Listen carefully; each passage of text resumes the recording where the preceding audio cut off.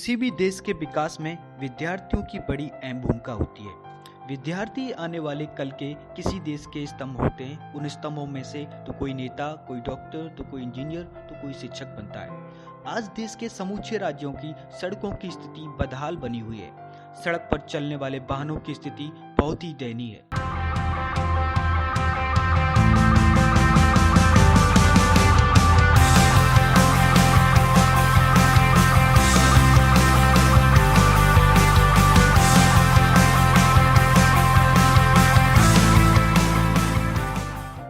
जनसंख्या के बढ़ोतरी के बावजूद भी सरकारी वाहनों की संख्या सीमित बनी हुई है, जिसकी वजह से वाहनों में यात्रियों की संख्या आवश्यकता से ज्यादा देखने को मिलती है। सुबह सुबह जब बच्चे आते हैं 8:20 की हमारी बस है, वो भी एक सिंगल बस है जिसके अंदर जो कॉमन है girls and boys and the passengers of all route. It is not about only bus for students. सभी बच्चों के लिए मतलब स्पेशल बस नाम की है, उसमें और भी जो है यात्री बैठ जाते हैं, इसलिए बच्चों को प्रॉब्लम होती है। और तो क्या आपको नारनौल से यहाँ आने में भी कोई शिकायतें हैं?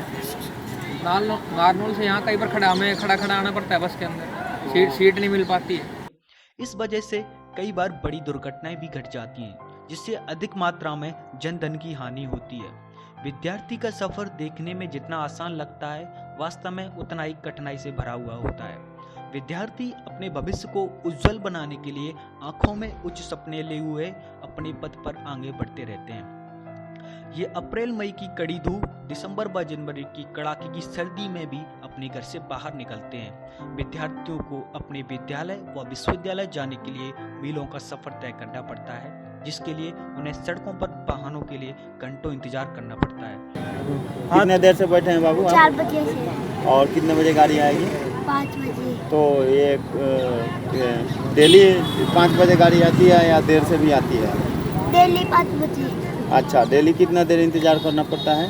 हाँ? बस का कितना देर इंतजार करना पड़ता है? 1 घंटा। जब बात की गई सरकारी स्कूल के शिक्षक से, तो उन्होंने बताया कि सरकारी स्कूलों के लिए किसी भी प्रकार के वाहनों की व्यवस्था नहीं की गई है, जिसके चलते छात्र छात्राओं को बड़ी समस्या का सामना करना पड़ता है। अच्छा सर, अगर इस समस्या को मतलब आप देखते हैं जैसे कि प्राइवेट विद्यालय में भी बसें चलती हैं, तो क्या आप चाहेंगे कि हमारे विद्यालय में भी सरकार बस की व्यवस्था करे? देखिए, कौन व्यक्ति सुविधा नहीं लेना चाहता? हर व्यक्ति चाहता है कि हमें सुविधा मिले, क्योंकि मेन प्रॉब्लम गर्ल चाइल्ड की है, उसे दूर से आना पड़ता है 3-4-5 किलोमीटर से। वैसे सरकार साइकिलें भी उनको मुफ्त देती है, लेकिन क्या साइकिल मतलब उनके लिए सफिशिएंट है, पर्याप्त है, या उसके लिए जैसे बस चलाई जाती है प्राइवेट लोग के वैसे चलाया जाए तो ज़्यादा अच्छा होता? वैसे मैं तो मानता हूँ कि बच्चे की फिजिकल एक्सरसाइज भी हो जाए और साइकिल से 3-4-5 किलोमीटर का सफ़र हो सकता है। अगर सरकार उनको बसेज की सुविधा मुहैया कराती तो और भी ज़्यादा अच्छा है।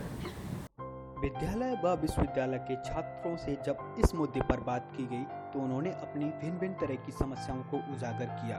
एक विद्यार्थी ने अपनी समस्याओं को बताते हुए कहा कि बसों की समस्या छात्रों की दैनिक क्रिया का एक भाग सा बन गई है। अच्छा, डेली आपको जाने में परेशानी होती होगी? क्या क्या परेशानियाँ होती है? वो खड़ा जा। हाँ, अच्छा, परेशानी जाए कब छत बदल जाए। अच्छा, छत पर भी चढ़ना पड़ता है? खिड़की में लटकना। खिड़की पर लटक कर आप लोग आते हैं? विद्यार्थी को अपने शैक्षणिक संस्थान में पहुंचने के लिए सुबह जल्दी घर से निकलना पड़ता है, क्योंकि सरकारी वाहनों की संख्या सीमित होने के कारण कई बार वाहन भी छूट जाते हैं। पूरे दिन के कड़े परिश्रम के बाद जब घर पहुंचते हैं, तब चैन की सांस लेते हैं। पूरे दिन की भाग दौड़ के कारण इतनी ज़्यादा थकान हो जाती है, घर जाकर पढ़ने का समय ही नहीं मिल पाता है, जो हमारे भविष्य के लिए एक खतरा सा बन गया है। कहाँ जाना है आपको? जाटवान जाऊँगा। आप बस की कब से इंतजार कर रहे हैं? अभी यहाँ पे तो एक्चुअली कोई हरियाणा गवर्नमेंट की बस आती नहीं आती है, और वहाँ पे जो राजस्थान रोड के ऊपर वो पड़ता है पूरा का पूरा, उसके ऊपर कोई है नहीं हरियाणा गवर्नमेंट की बसेस। प्राइवेट बसेस जाती हैं, उन्हीं के ऊपर जाना पड़ता है। अभी तो मैं तो किसी का वेट कर रहा हूँ, बहन का आएगी, बाइक पे जाऊँगा। अच्छा, इसका मतलब क्या आप चाहते हैं सरकार से कि इस पे गाड़ियाँ चलनी चाहिए? ऑफ कोर्स हम चाहते हैं ना केवल गाड़ियाँ भी चलें और जीपों की और जो दूसरी व्हीकल्स हैं उनकी भी तादाद बढ़े और अच्छा व्यवस्था हो ट्रांसपोर्टेशन की, परिवहन की, इस प्रकार की बातें होनी चाहिए। तो इसका मतलब आप सड़क एवं परिवहन मंत्रालय से आप क्या कहना चाहते हैं? सड़क और परिवहन मंत्रालय से हम सीधे तौर पे ये कहना चाहते हैं कि ना केवल बसों की संख्या बढ़ाई जाए, ना केवल कंडक्टर और ड्राइवर्स की पोस्टें निकाली जाएँ और ना केवल सड़कें अच्छी बनाई जाएँ, बल्कि जो हर जगह कनेक्टिविटी है उसको बढ़ाया जाए कि जो आम आदमी है उनको परेशानी ना हो और उनको जो एक आधारभूत ट्रांसपोर्टेशन हम परिवहन कहते हैं कि हमें चाहिए, विद्यार्थी को भी चाहिए, हर जनमानस को चाहिए, बुजुर्ग को चाहिए, जवान को चाहिए, जॉब करने वाले को चाहिए।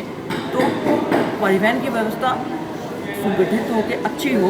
हम इस प्रकार से चाहते हैं कि सभी का इसमें विकास, मतलब हम टाइम से पहुँचे स्कूल में टाइम से पहुँचेंगे तो हमारा विकास भी हो पाएगा। जब छात्राओं से समस्या को लेकर बात की गई तो उन्होंने बताया कि समस्या इतनी भयानक हो चुकी है कि कई बार जिंदगी के मोड़ को भी बदल देती है। घर वाले भी अपनी बच्ची को घर से निकलने से लेकर आने तक मानसिक तनाव में बने रहते हैं। वाहनों की उचित व्यवस्था न होने के कारण घर के मुखिया अपनी बच्चियों को बाहर पढ़ने के लिए नहीं भेजते, जिससे इन बच्चों के सपने अधूरे के अधूरे रह जाते हैं।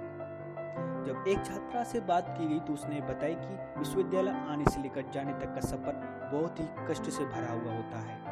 हमें भीड़ भाड़ वाली बस में चढ़ने से पहले एक बार सोचना पड़ता है। कई बार तो अपनी प्रतिष्ठा को बचाना भी मुश्किल हो जाता है। कई बार असामाजिक तत्व इन मौकों का गलत फायदा उठाकर उनके साथ छेड़छाड़ भी करते हैं। इस वजह से छात्राएं या तो अपनी शिक्षा को अधूरा छोड़ देती हैं या इस समस्या से इतनी प्रताड़ित हो जाती हैं कि अपनी जिंदगी की लीला को हमेशा के लिए खत्म कर देती हैं।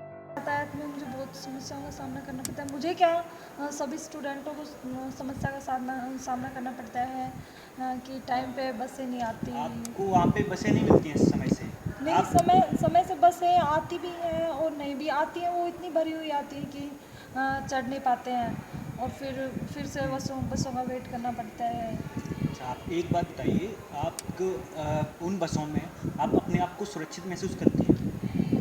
नहीं, सुरक्षित तो महसूस नहीं करते क्योंकि बसों में इतनी भीड़ होती है कि बड़ी मुश्किल से चढ़ा जाता है। कई बार तो ऐसा होता है कि बाहर ही लटकना पड़ता है और फिर नेक्स्ट स्टॉपेज आता है, उस पर धीरे धीरे करके ऊपर मतलब थोड़ा बहुत सीटों तक पहुंच पाते हैं। फिर सीट तो उस टाइम में नहीं मिल पाती हैं और भीड़ में ये भी पता नहीं चलता कि कौन क्या कह रहा है, क्या हो रहा है।